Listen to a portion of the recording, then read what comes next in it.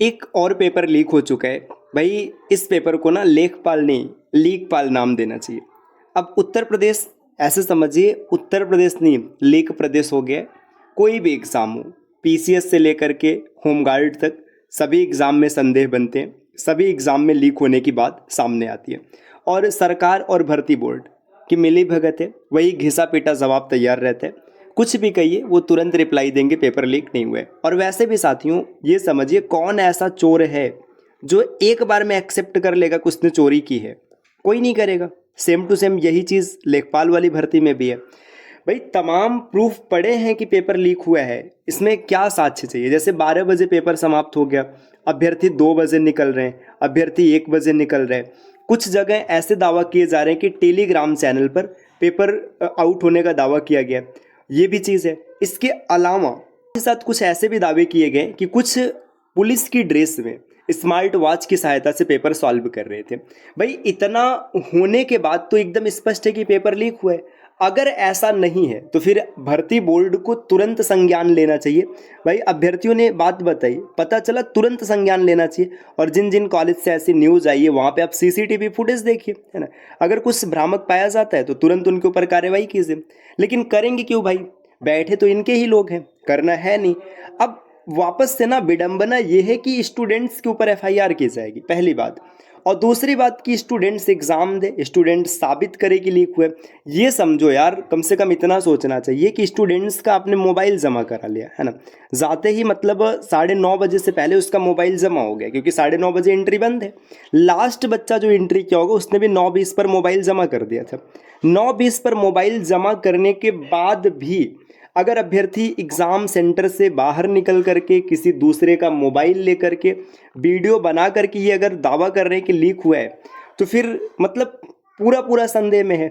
अब भर्ती बोर्ड का वही घिसा पिटा जवाब तैयार है। जैसे ये देखिएगा, है ना, जो ये सरकार की तरफ से दावा किया गया है कि भाई ये चीज़ भ्रामक है। अब ऐसे समझिए कि जैसे ही चीज़ें 10 बजे से ट्विटर कैंपेन रखा गया था, 10 बजे से ट्वीट करना स्टार्ट किया गया, और भाई 2 ही घंटे बाद इनका आंसर आ गया कि ये सब मतलब भ्रामक है।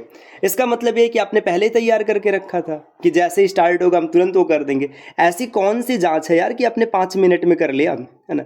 बात आपके कानों तक पहुंची, ठीक है, मैं मानता हूँ कि 10 बजे चीज़ें स्टार्ट हुई, पहला ट्वीट हुआ, आपके कानों में बात पहुंच गई, है ना। आपने 2 घंटे में पूरा जांच कर लिया, है ना। और सेम टू सेम यही चीज़ देखिए, जब नंबर 1 पे ट्वीट करने लगा, मतलब नंबर 1 पे ट्रेंड आ गया, है ना, तो इसके बाद फिर यूपी ट्रिपल एस सी आयोग भी एक्टिव हो गया। उसने भी दावा, मतलब एक नोटिस स्पष्ट बता दिया कि भाई इतने अभ्यर्थी शामिल हुए हैं, ऐसे ऐसे हुए, पेपर कुछ भी लीक नहीं हुए।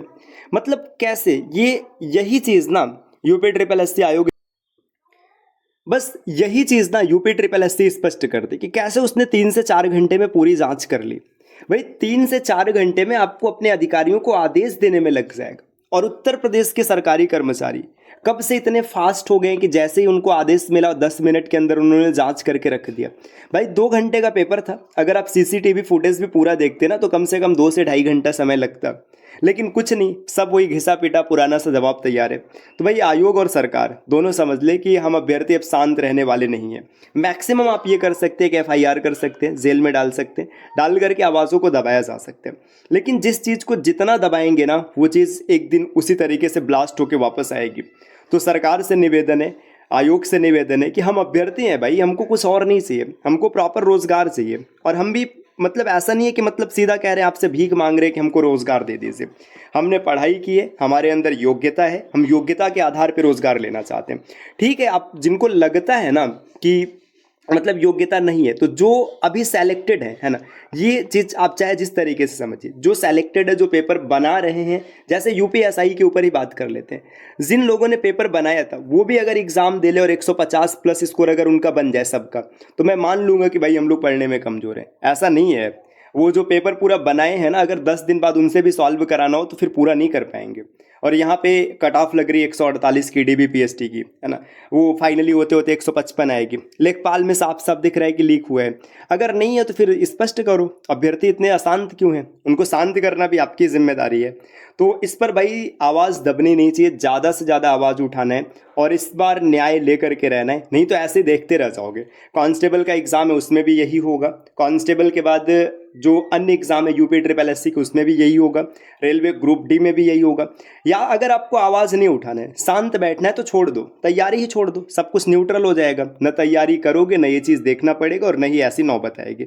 लेकिन अगर तैयारी कर रहे हैं, आप लड़ना चाहते हैं अपने हक के लिए, तो फिर आपको आवाज़ उठाना पड़ेगा। प्लीज़ कोऑपरेट, वीडियो को शेयर कीजिए और अपने ऐसे दोस्तों के पास भेजिएगा जिनके पास सच में हिम्मत हो, जो कोशिश करें। ऐसा ना हो कि वीडियो देख करके बस स्किप कर दे, छोड़ दे, ये सब काम नहीं कर रहे हैं। अब आपको अपने हक के लिए खुद लड़ना पड़ेगा भाई, खुद सामने आओगे तभी चीज़ें सही होंगी।